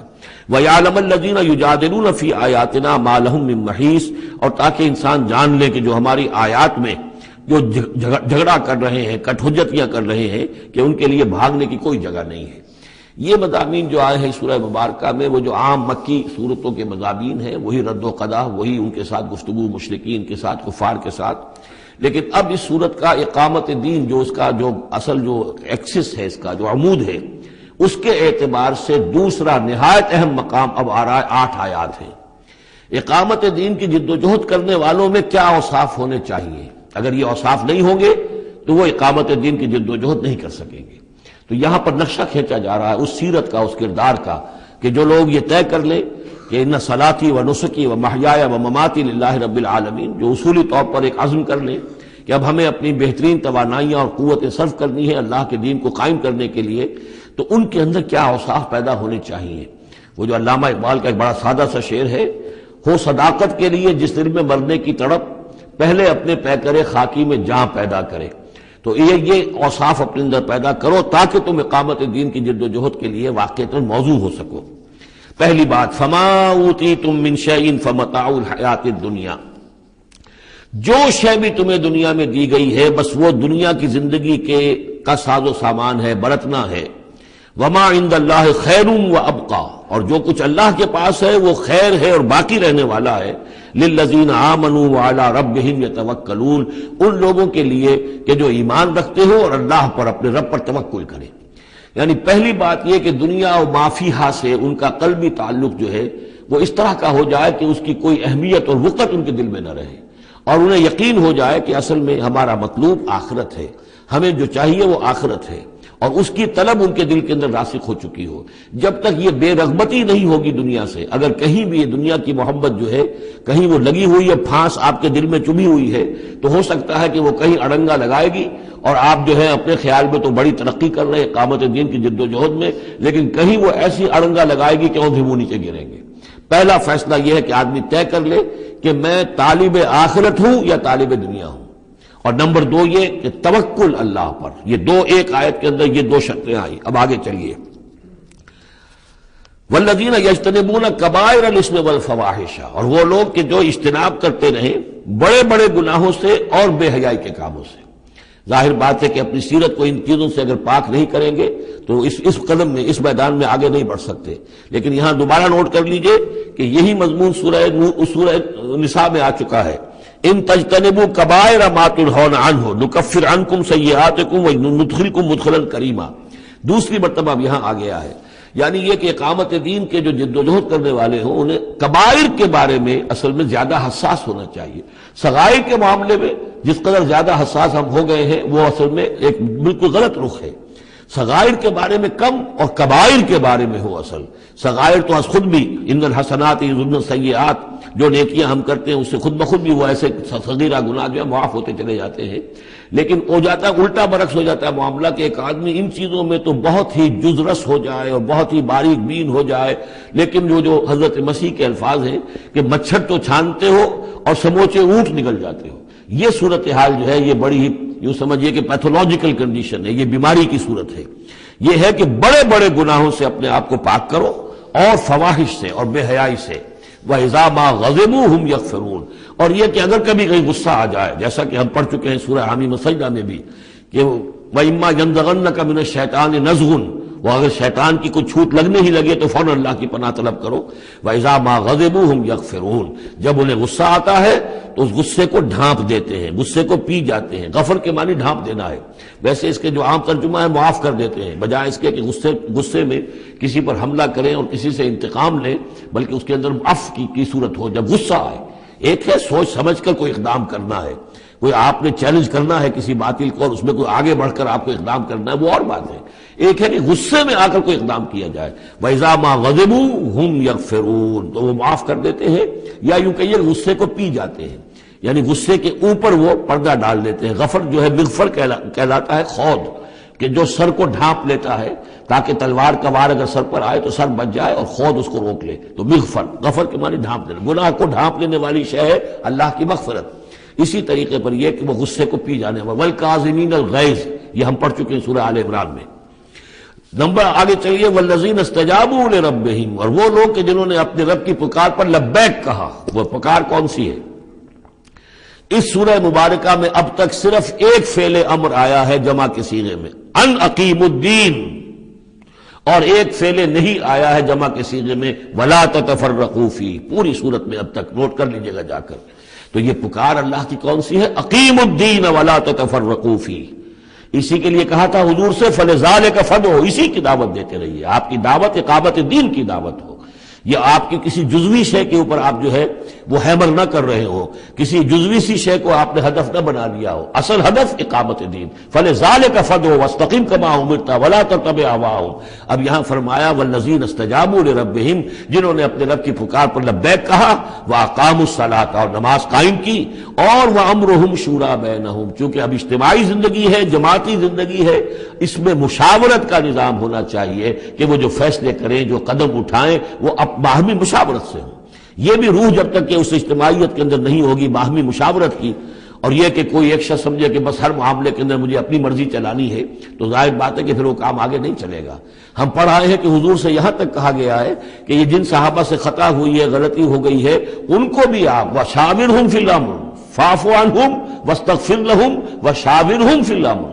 حالانکہ ان سے خطا ہوئی ہے، غلطی ہوئی ہے، لیکن پھر بھی آپ انہیں اپنے مشوروں میں شامل رکھیے. اس لیے کہ اس سے دلجوئی ہوتی ہے، ساتھیوں کے اندر میوچول کانسیپٹ ڈیولپ ہوتا ہے، ایک کانفیڈنس ڈیولپ ہوتا ہے، اور وہ سمجھتے ہیں کہ ہماری بھی بات سنی جاتی ہے. اور حضور نے بسا اوقات اپنی رائے کو پیچھے رکھ کر اپنے ساتھیوں کی رائے کے مطابق فیصلہ کیا. غزوہ احد میں یہی ہوا ہے، غزوہ بدر میں یہی ہوا ہے کہ جہاں پر آپ نے کیمپ لگانے کا فیصلہ کیا تھا، جب بعض صحابہ نے آ کر کہا کہ ہمیں اگر اجازت ہو ہم اپنی رائے دیں، اور جب انہوں نے کہا کہ ہمارے خیال میں وہ جگہ بہتر ہے، آپ نے کہا ٹھیک ہے یہاں سے کیمپ اکھاڑو، وہاں لگا دو. وَأَمْرُهُمْ شُورَى بَيْنَهُمْ وَمِمَّا رَزَقْنَاهُمْ يُنْفِقُونَ. ایک اور شے جو لازم ہے اقامت دین کی جد و جہد میں، جہاں وقت لگے گا، جہاں آپ کی توانائی صرف ہوگی، اس میں پیسہ بھی لازم درکار ہے. وہ دعوت دین کا کام ہو، اقامت دین کی جد و جہد ہو. وَمِمَّا رَزَقْنَاهُمْ يُنْفِقُونَ، یہ انفاق کا مضمون آ گیا، اور جو کچھ کہ ہم نے انہیں دیا ہے اس میں سے وہ انفاق کرتے ہیں. وَالَّذِينَ إِذَا أَصَابَهُمُ الْبَغْيُ هُمْ يَنْتَصِرُونَ. یہ وہ چیز ہے جس کے لیے میں نے نوٹ کرایا تھا کہ ایک ہے دعوت دین کا مرحلہ. دعوت کے مرحلے میں تو صورت وہ بتائی گئی کہ ادفع باللتی ہی احسن. اگر کوئی تمہیں گالی دے تم دعا دو، کوئی تمہیں پتھر مارے تم پھول پیش کرو.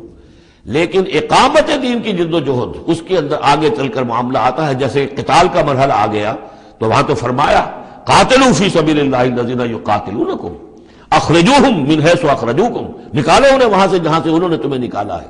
یہاں آ کر معاملہ کیا ہے؟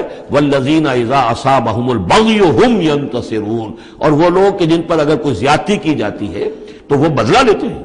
یعنی یہاں پر اب اس کو اصل میں جد و جہد جو ہے حضور صلی اللہ علیہ وسلم کی، اس کے بھی اگر آپ دو مراحل سمجھیں گے تو ایک جو مکی دور میں وہ تھا، وہ دعوت کا مرحلہ تھا، ابھی اس میں اقدام کوئی نہیں کیا گیا. لیکن جب اقامت دین کے لیے اقدام شروع ہو جائے گا، آگے بڑھ کر باطل کو چیلنج کریں گے، تو اب وہ بات نہیں چل سکتی کہ معاف کر دیا کریں. وہاں تو بلکہ یہ ہے کہ جو غزوہ بدر میں جو اسیر ہوئے تھے ان کو بھی اگر فدیہ لے کر چھوڑ دیا گیا تو اللہ تعالیٰ کی طرف سے اس پر بھی اظہار ناپسندیدگی ہو گیا.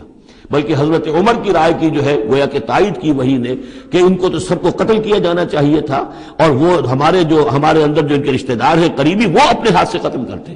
اس لیے کہ یہ فدیہ دے کر چلے جائیں گے، ظاہر بات ہے کہ اگلے سال وہی لوگ اکثر و بیشتر آ گئے کہ نہیں آ گئے، وہ چڑھائی کر کے آ گئے احد کے اندر. تو اس لیے وہاں پر آ کر جب اقامت دین کا مرحلہ جو ہے اقدام کے مرحلے میں وہ جد و جہد آتی ہے تو اس میں ہے والذین اذا اصابہم البغی ہم ینتصرون. یہ گویا کہ ان دونوں مراحل کا آپس کا فرق اور تفاوت ہے. اس پر مزید گفتگو انشاءاللہ اگلے سیشن میں ہوگی. والذین اذا اصابہم البغی ہم ینتصرون وجزاء سیئۃ سیئۃ مثلها فمن عفا واصلح فاجره على الله انه لا يحب الظالمين ولمن انتصر بعد ظلمه فاولئك ما عليهم من سبيل انما السبیل علی الذین یظلمون الناس ویبغون فی الارض بغیر الحق اولئک لهم عذاب علیم وَلَمَن صَبَرَ وَغَفَرَ إِنَّ ذَلِكَ لَمِنْ عَزْمِ الْأُمُورِ صدق اللہ العظیم۔ رب اشرح لي صدری ویسر لي امری واحلل عقدۃ من لسانی یفقہوا قولی۔ یہ میں پچھلی نشست میں عرض کر چکا ہوں کہ قرآن حکیم میں جو صورتوں کے عمود ہوتے ہیں، ظاہر بات ہے کہ اس پر تدبر کرنا پڑتا ہے کہ اصل اس سورہ مبارکہ کا مرکزی مضمون کیا ہے۔ بہت سے مضامین تو کتاباً متشابہن، بہت سے مضامین جو ہیں مکی صورتوں کے ایک دوسرے سے مشابہ ہیں، کافی چیزیں جو ہیں دہرا کر آتی ہیں ذرا مختلف الفاظ میں، مختلف اسالیب میں۔ تو سورہ شورى کا جو عمود ہے وہ ہے اقامت دین۔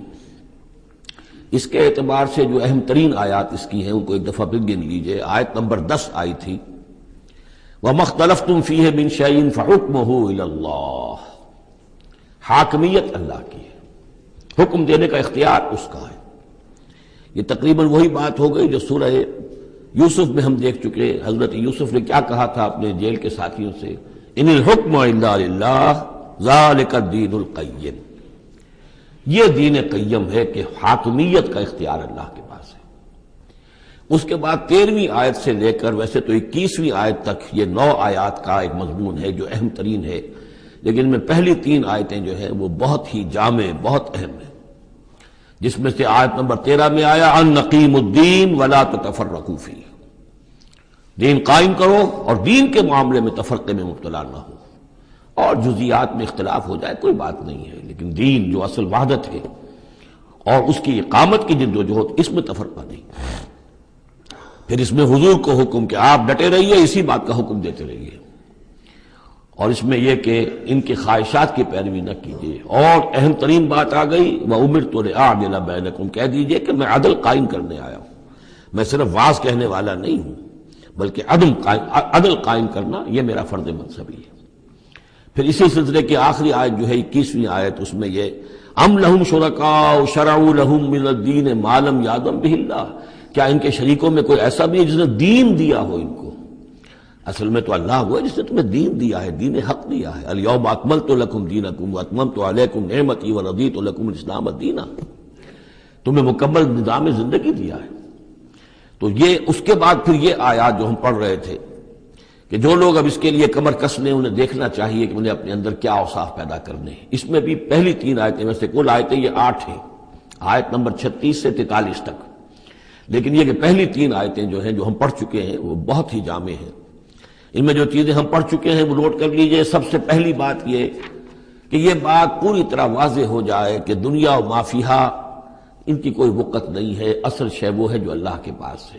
انسان فیصلہ کر لے کہ میں طالب آخرت ہوں، دنیا میں رہنا ہے، زندہ رہنا ہے، اس کی ضروریات فراہم کرنی ہے، متاع ہے، ضرورت کی حد تک جو ہے اس میں وقت لگایا جائے گا، لیکن یہ کہ اصل مطلوب آخرت ہے۔ نمبر 2، توکل اس جد و جہد میں صرف اللہ کی ذات پر ہو، اپنے وسائل پر نہیں، اپنی ذہانت پر نہیں، اپنی قوت پر نہیں، اپنی صلاحیت پر نہیں۔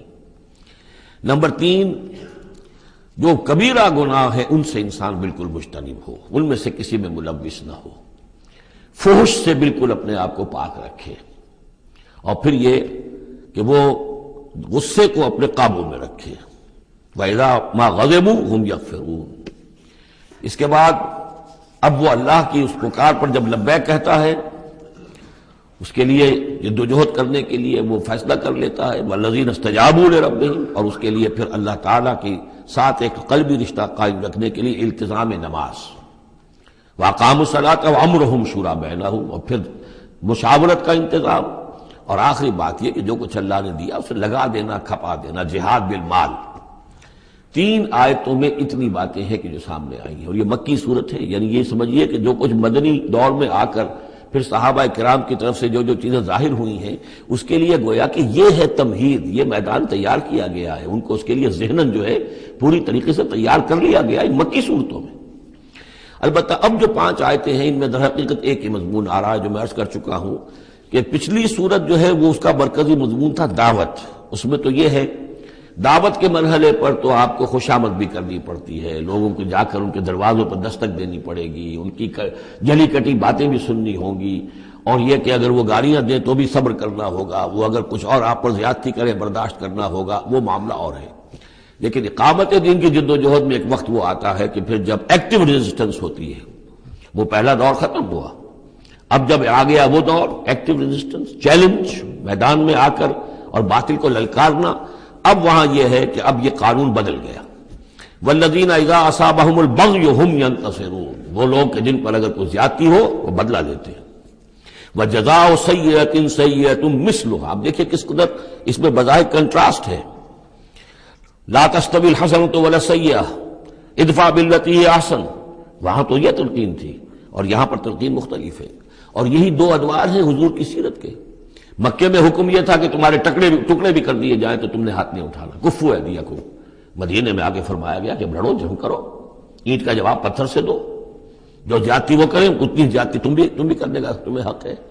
وہ اگر بٹا لگاتے ہیں اشہر حرم کی حرمت کو تو تم بھی اب اس وجہ سے رک نہ جاؤ کہ اشہر حرم ہے، ان کو اسی مہینے میں ان کو بھی قتل کرو۔ یہ ساری چیزیں جو ہیں اب سورہ بقرہ کے اندر پڑھا ہے۔ تو یہ انداز جو ہے یہ دعوت اور اقامت، ان دونوں الفاظ کے حوالے سے اس کو سمجھ لیجئے کہ یہ فرق اور تفاوت ہے۔ وجزاء سیئۃ سیئۃ مثلھا، اور برائی کا بدلہ ویسی ہی برائی ہے۔ فمن عفا واصلح فاجرہ علی اللہ، ہاں اگر کوئی معاف کر دے اور معاف کرنے میں اصلاح کی صورت نظر آ رہی ہو، یہ معاف کرنا اگر اسی اعتبار سے ہو کہ کسی شخص کو معاف کرنے سے توقع ہو کہ وہ صحیح ہو جائے گا، درست اپنے آپ کو کر لے گا، فاجرہ علی اللہ، تو ایسے شخص کا اجر اللہ کے ذمے ہے۔ انہ لا یحب الظالمین، یعنی کہ اللہ ظالموں کو پسند نہیں کرتا۔ یہ ہم پڑھ چکے ہیں سورہ بقرہ میں بھی، وَلَكُمْ فِي الْقِصَاصِ حَيَاةٌ يَا أُولِي الْأَلْبَابِ، اے ہوش مندو قصاص میں زندگی ہے۔ وَلَمَنِ انتَصَرَ بَعْدَ ظُلْمِهِ، اور جو شخص بدلہ لے، انتقام لے اس کے بعد کہ اس پر ظلم کیا گیا، فَأُولَٰئِكَ مَا عَلَيْهِم مِّن سَبِيلٍ، تو اس پر کوئی الزام نہیں ہے۔ آپ یہ نہیں کہہ سکتے بھائی تم نے معاف کیوں نہیں کیا، نہیں، اس کا حق ہے، اگر وہ معاف نہیں کرتا وہ بدلہ لے سکتا ہے۔ وَلَمَنِ انتَصَرَ، دیکھیے انداز ہی بالکل مختلف ہے یہ، اور یہی دو مرحلے ہیں۔ اسی کو پھر ہائی لائٹ کیا ہے پروفیسر منگمری واٹ نے، محمد ایٹ مکہ کچھ اور ہے، محمد ایٹ مدینہ کچھ اور ہے۔ وہاں صورت یہ تھی کہ کفو ایدیکم، اپنے ہاتھ بندھے رکھو، نغمہ ہے بلبل شوریدہ تیرا خام ابھی، اپنے سینے میں اسے اور ذرا تھام ابھی، ایک وقت آئے گا تمہیں اجازت دی جائے گی، تم اپنے پورا انتقام لینا ان سے۔ جیسا کہ میں نے عرض کیا، جس طرح پھر حضرت بلال نے قتل کیا ہے اپنے اس آقا کو، سابق آقا کو، امیہ ابن خلف کو، وہ ان کو اس کا حق تھا۔ وَلَمَنِ انتَصَرَ بَعْدَ ظُلْمِهِ، یہ بالکل اسی طرح کی بات آ گئی جیسے کہ چھٹے پارے کی پہلی آیت تھی، لا يحب اللہ الجہر بالسوء الا من ظلم، اللہ کو کوئی بری بات زبان سے نکالنا بلند آواز سے پسند نہیں ہے، لیکن وہ شخص جس پر ظلم کیا گیا مظلوم ہے وہ اس سے مستثنیٰ رہے گا۔ وَلَمَنِ انتَصَرَ بَعْدَ ظُلْمِهِ، جو بدلہ لیتا ہے، انتقام لیتا ہے جبکہ اس کے اوپر ظلم کیا گیا، فَأُولَٰئِكَ مَا عَلَيْهِم مِّن سَبِيلٍ، اس پر کوئی ملامت نہیں ہے، کوئی الزام نہیں۔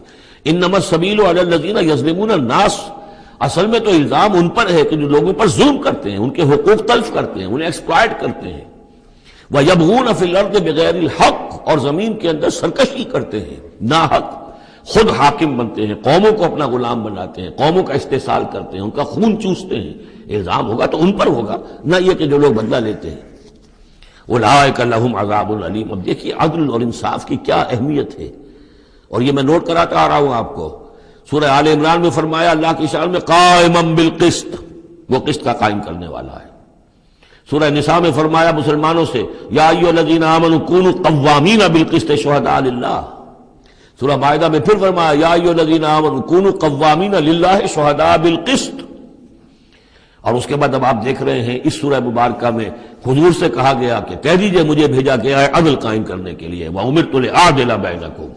اور یہ ہے اصل جو کہ لوگوں کے حقوق کو غصب کرتے ہیں، ان پر ظلم ڈھاتے ہیں، اور یہ کہ زمین میں سرکشی کرتے ہیں ناحق، ان پر ہے الزام۔ وَلَمَنْ صَبَرَ أُولَٰئِكَ لَهُمْ عَذَابٌ عَلِيمٌ، یہ وہ لوگ ہیں جن کے لیے عذاب علیم ہے۔ وَلَمَنْ صَبَرَ وَغَفَرَ إِنَّ ذَلِكَ لَمِنْ عَزْمِ الْأُمُورِ، ہاں یہ ایسی کیفیت ہو سکتی ہے کہ کوئی شخص صبر کرے اور معاف کر دے تو یہ بہت بڑے اونچے اور بڑی ہمت کے کاموں میں سے ہے، لیکن یہ دیکھ کر سچویشن کے مطابق ہوگا۔ اس کے بعد پھر وہی مکی صورتوں کے جو مضامین ہیں اس کو دیکھیے۔ وَمَن يُضْلِلِ اللَّهُ فَمَا لَهُ مِن وَلِيٍّ مِّن بَعْدِهِ، اور جس کو اللہ تعالیٰ نے گمراہ کر دیا ہو، یعنی جس کی گمراہی پر اللہ تعالیٰ کی طرف سے مہر لگ چکی ہے، تو اس کے لیے پھر کوئی نہیں ہے اس کے بعد کوئی ولی، کوئی نہیں ہے کہ جو اس کو ہدایت دے سکے۔ وَتَرَى الظَّالِمِينَ لَمَّا رَأَوُا الْعَذَابَ يَقُولُونَ هَلْ إِلَىٰ مَرَدٍ مِّن سَبِيلٍ، اور تم دیکھو گے ظالموں کے کہ جب وہ دیکھیں گے عذاب کو تو وہ کہیں گے کہ کہیں پھر جانے کے لیے کوئی راستہ ہے یا نہیں، لوٹ جانے کے لیے دنیا کی طرف واپس جانے کا بھی کوئی راستہ ہے یا نہیں۔ وَتَرَاهُمْ يُعْرَضُونَ عَلَيْهَا، اور جب تم دیکھو گے انہیں کہ وہ پیش کیے جائیں گے عذاب کے سامنے، جہنم کے سامنے کھڑے کیے جائیں گے، خاشعین من الذل، ان کی نگاہیں زمین میں گڑی ہوئی ہوں گی اس ذلت کی وجہ سے، ینظرون من طرف خفی، اپنی کننکھیوں سے دیکھ رہے ہوں گے، اپنے ایک دوسرے سے بات کریں گے۔ وقال الذین آمنوا، اور اہل ایمان اس وقت کہیں گے، ان الخاسرین الذین خسروا انفسهم واہلیہم یوم القیامہ، واقعتاً تباہ و برباد ہونے والے تو وہ لوگ ہیں جنہوں نے اپنے آپ کو اور اپنے اہل و عیال کو قیامت کے دن اس خسارے اور اس تباہی میں مبتلا کیا۔ الا ان الظالمین فی عذاب مقیم، آگاہ ہو جاؤ کہ یقیناً یہ ظالم ایک مسلسل عذاب میں رہیں گے، قائم رہنے والا، دائم رہنے والا عذاب۔ وما كان لهم من اولیاء ينصرونهم من دون اللہ، اور ان کے کوئی مددگار نہیں ہوں گے کہ جو ان کی مدد کر سکے اللہ کے مقابلے میں۔ ومن يضلل اللہ فما له من سبیل، اور جسے اللہ تعالیٰ نے گمراہ کر دیا ہو اب اس کے لیے کوئی راستہ نہیں۔ اب پھر دو آیتیں بڑی عظیم آ رہی ہیں کہ جو اقامت دین سے متعلق ہیں۔ استجیبوا لربکم من قبل ان یأتی یوم لا مرد له من اللہ ما لکم من ملجأ یومئذ وما لکم من نکیر، وہی لفظ استجابت آ گیا، والذین استجابوا لربہم، وہاں وہ مدح کے انداز میں تھا جن لوگوں نے اپنے رب کی پکار پر لبیک کہا۔ اب یہاں پکار ہے، یہ سب کچھ تم نے سن لیا، پڑھ لیا، دیکھ لیا، سمجھ لیا۔ استجیبوا لربکم، اب اپنے رب کی پکار پر لبیک کہو۔ من قبل ان یاتی یوم لا مرد له من اللہ، اس سے پہلے کہ اللہ کے حکم سے وہ دن آ جائے کہ پھر جس کو لوٹایا نہیں جا سکے گا۔ تمہاری موت کا وقت بھی آ سکتا ہے، کل آ سکتا ہے، تم نے لمبے چوڑے پلان بنائے ہوئے ہیں، یہ میں کر لوں، ذرا یہ کر لوں، اس سے فارغ ہو جاؤں، اس ذمہ داری سے نبٹ لوں، پھر بس اپنے آپ کو فارغ کر دوں گا دین کے لیے۔ پتہ نہیں وہ وقت آتا ہے کہ نہیں آتا، تمہارے پاس اتنی مہلت ہے کہ نہیں ہے، دیر مت کرو۔ استجیبوا لربکم، اپنے رب کی، اور وہ استجابت کس بات کی؟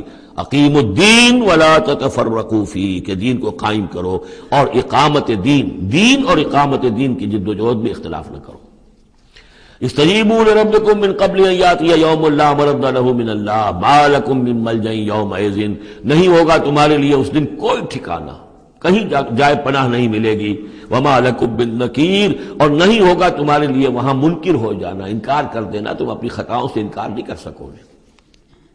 فإن أعرضوا، اب یہاں خطاب ہے حضور سے، اے نبی، فإن أعرضوا، اگر یہ اعراض کریں، اگر اللہ کی اس پکار پر لبیک نہ کہیں، اگر اس کے لیے کمر نہ کسیں، فما ارسلناک علیہم حفیظا، تو ہم نے آپ کو ان پر کوئی ذمہ دار بنا کر نہیں بھیجا ہے، آپ ان کے اوپر داروغہ بنا کر نہیں بھیجے گئے۔ ان علیک الا البلاغ، نہیں ہے آپ پر مگر صاف صاف پہنچا دینے کی ذمہ داری۔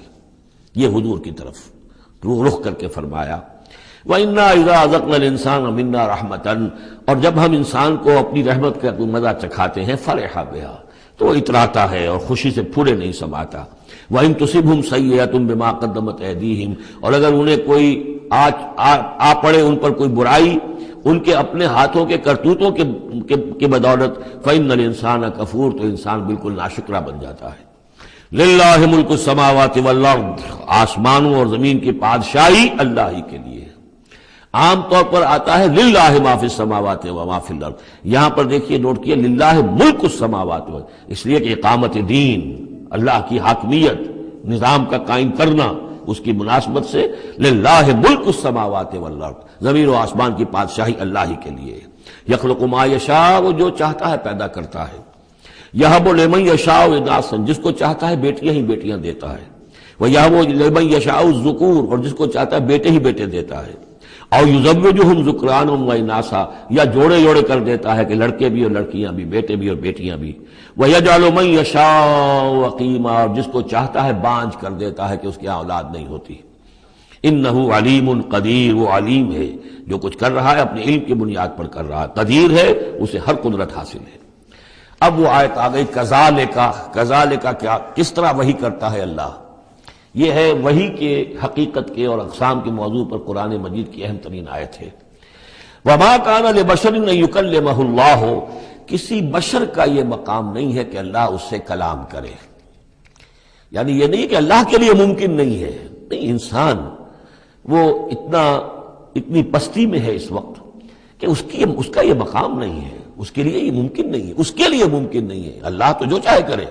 ما کان لبشر ان یکلمہ اللہ، نہیں ہے کسی بشر کا یہ معاملہ اور یہ اس کا مقام نہیں ہے کہ اللہ اسے کلام کرے الا وحیا، یا سوائے وحی کے۔ وہ وحی ہے جو براہ راست ہوتی ہے، اللہ تعالیٰ کسی کے دل میں ڈال دیتا ہے، القاء ہے، الہام ہے، یہ ہے وحی کی پہلی شکل، براہ راست اللہ۔ او من ورائے حجاب، یا پھر بات کرتا بھی ہے تو اوٹ سے، پردے کی اوٹ سے، جیسے کہ حضرت موسیٰ علیہ السلام سے بات کی ہے، وہ بات ہوئی ہے، کلم اللہ موسیٰ تکلیما، لیکن من ورائے حجاب۔ تیسری شکل او یرسل رسولا، یا پھر وہ اپنے کسی پیغام پر کوئی ایلچی کو بھیجتا ہے، فرشتے کو بھیجتا ہے، فیوحی باذنہ ما یشاء، اور پھر وہ وحی کرتا ہے اللہ کے حکم سے جو وہ چاہتا ہے۔ تو گویا کہ تین شکلیں ہو گئیں، وحی براہ راست اللہ کی طرف سے، یہ الہام ہے، القاء ہے، جیسے کہ وہ شہد کی مکھی کو وحی کر رہا ہے، ہر آسمان میں وحی کر دی ہے۔ غیر نبی تھی حضرت موسیٰ کی والدہ، ان کو وحی کر دی، وہ جو دل میں ڈال دے۔ اور دوسرے یہ کہ کلام کی دوسری شکل من ورائے حجاب، جیسے حضرت موسیٰ۔ تیسرا یہ ہے قرآن کے نزول کی شکل، کہ جبریل کے ذریعے سے، فرشتے کے ذریعے سے وہ قرآن آیا ہے اور وہ انہوں نے حضور کے قلب مبارک پر براہ راست نازل کیا ہے۔ انہ علی حکیم، اللہ بہت بلند و بالا ہے، یعنی اللہ کی جو شان ہے وہ اتنی بلند ہے کہ وہ اس سے آگے انسان سے کھلم کھلا جو ہے کلام کرنا اس کی شان سے فروتر ہے۔ اور حکیم ہے، کمال حکمت والا ہے، اس نے جو بھی طریقہ بنایا کمیونیکیشن کا انسانوں کے ساتھ، وہ یہ طریقہ ہے جو اس نے بتا دیا۔ وَكَذَلِكَ أَوْحَيْنَا إِلَيْكَ رُوحًا مِّنْ أَمْرِنَا، اسی طرح ہم نے وحی کی ہے اے نبی آپ کے جانب اپنے امر میں سے ایک روح۔ اب یہاں وحی کو پھر روح کہا ہے، روح من امر۔ وَكَذَلِكَ أَوْحَيْنَا إِلَيْكَ رُوحًا مِّنْ أَمْرِنَا، یہ قرآن جو ہے یہ روح من امرنا ہے، یہ ہم نے آپ کی طرف وحی کیا ہے۔ اور یہ اب اہم ترین مقام آ رہا ہے قرآن میں، یہ بتانے کے لیے کہ خود حضور صلی اللہ علیہ وسلم کا ایمان جو ہے وہ بھی قرآن کے ذریعے سے در حقیقت اس نے ایک حقیقی اور واقعی شکل اختیار کی ہے۔ حضور کو قرآن ایمان کہاں سے ملا؟ حضور خود جو ہے وہ تو ایک ایمان کی دہکتی ہوئی بھٹی تھے کہ جو بھی آپ کے قریب آیا اسے ایمان مل گیا۔ اگر تو بیڈ کنڈکٹر آف ہیٹ ہے تو ظاہر بات ہے کہ بھٹی کے سامنے بیٹھ جاؤ، کچھ بھی ہو جاؤ، بیڈ کنڈکٹر کو تو ہیٹ نہیں پہنچے گی، لیکن گڈ کنڈکٹر ہوگا تو جو بھی ہوگا بھٹی کے سامنے ہوگا اس سے حرارت پہنچ جائے گی۔ حضور کو کہاں سے ملا ایمان؟ یہ سوال ہے۔ ما کنت تدری ما الکتاب ولا الایمان، اے نبی آپ نہیں جانتے تھے کیا ہوتی ہے کتاب اور کیا ہوتا ہے ایمان۔ نہ آپ نے کوئی کتاب پڑھی تھی، نہ آپ نے کوئی تعلیم حاصل کی تھی، نہ آپ نے تورات پڑھی تھی، آپ تو ان چیزوں سے ناواقف تھے، آپ تو امیین میں سے تھے۔ ما کنت تدری ما الکتاب ولا الایمان ولیکن جعلناہ، اس قرآن کو ہم نے بنایا ہے نوراً نہدی بہ من نشاء من عبادنا، وہ نور بنایا ہے کہ جس کے ذریعے سے ہم ہدایت دیتے ہیں اپنے بندوں میں سے جس کو چاہتے ہیں۔ اور یہ سب سے پہلے یوں سمجھیے، جو میں نے عرض کیا ہے کہ فطرت انسانی میں ڈورمنٹ ایمان موجود ہے، تو روح محمدی میں سب سے زیادہ قوی، جیسے پیٹرول کی مثال آئی تھی کہ ذرا سی وہ دیوار سلائی ابھی دور ہی ہوگی، پیٹرول آگے بڑھ کر جو ہے اس کو پکڑ لے گا۔ اس طریقے سے نور علی نور، وہ نور جو نور محمدی میں موجود تھا ڈورمنٹ تھا۔ ہمارے علماء نے اکثر یہ کہا ہے کہ وہ اجمالی ایمان تھا، تفصیلی ایمان آپ کو قرآن سے ملا۔ میں اس کی تعویل کر رہا ہوں کہ وہ پوٹینشل ایمان تھا، اس نے ایکچوئل ایمان کی شکل اختیار کی قرآن کے ذریعے سے۔ یہ تعبیر جو ہے یہ اس کی زیادہ صحیح تر تعبیر ہے کہ قرآن روح محمدی میں وہ ایمان جو ہے موجود تھا، ڈورمنٹ تھا، پوٹینشل تھا، اس کو قرآن نے آ کر جگمگایا، ایکٹیویٹ کر دیا۔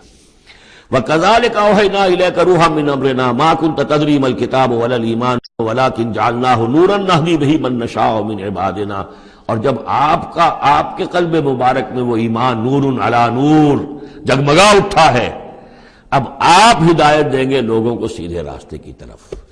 اب آپ یوں سمجھیے کہ روشنی کا مینار بن گئے ہیں کہ جو جہازوں کو راستہ دکھاتا ہے۔ انک لتہدی الی صراط مستقیم صراط اللہ الذی لہ ما فی السماوات و ما فی الارض، اس اللہ کے راستے کی طرف کہ جس کے لیے ملکیت ہے ہر شے جو آسمانوں میں ہے اور ہر شے جو زمین میں ہے۔ الا الی اللہ تصیر الامور، آگاہ ہو جاؤ کہ اللہ ہی کی طرف تمام معاملات لوٹا دیے جائیں گے۔